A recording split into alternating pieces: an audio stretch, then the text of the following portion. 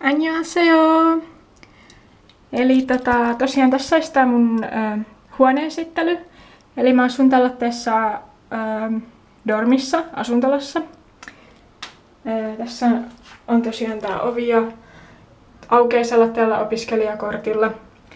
Ja sitten ulos kun menee, niin painaa vaan open-nappia, niin aukeaa ovi. Ja tässä on tämmönen kynnys, mihin jätetään kengät.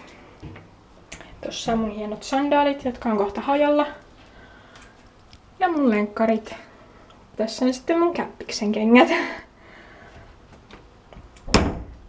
Ja täällä on mun vaatekomero. Siellä on takki. Ja ostin tänään tällaisen söpön sateenvärin, missä on sydämiä ja kissankuvia. Ja mun matkalaukku ja pienempi matkalaukku. Sitten otetaanpa tämmönen kokonaiskuva.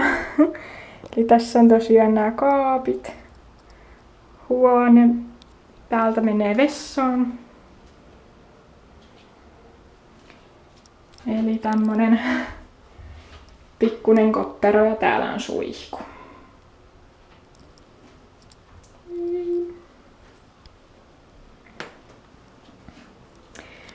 Ja tosiaan tää oikea puoli on tää on mun kämppiksen korealainen kämppis tosiaan. Eli tässä on mun tämmönen kiva pinkki sänky ja sitten mä oon laittanut mun vaatteet tänne. Et mä en kauhean montaa vaatetta ottanut mukaan, kun mä ajattelin, että mä ostan kaiken. Reppu. Koulujuttuja. Tää mun opiskelijakortti. Joo. Tältä tää näyttää. Ja sitten mä oon tosiaan 6. kerroksessa. Ja ulkona näkyy toi Star City. Siellä tosiaan asuu noissa 4 korkeassa rakennuksessa, niin toi Super Junior ja sitten Dongmanshinki.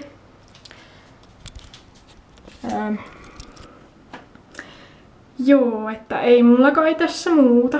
Et tällainen oli tää mun vähän, että miltä tää huone näyttää, että jos ketään kiinnostaa, mutta ei sit muuta. Moi moi!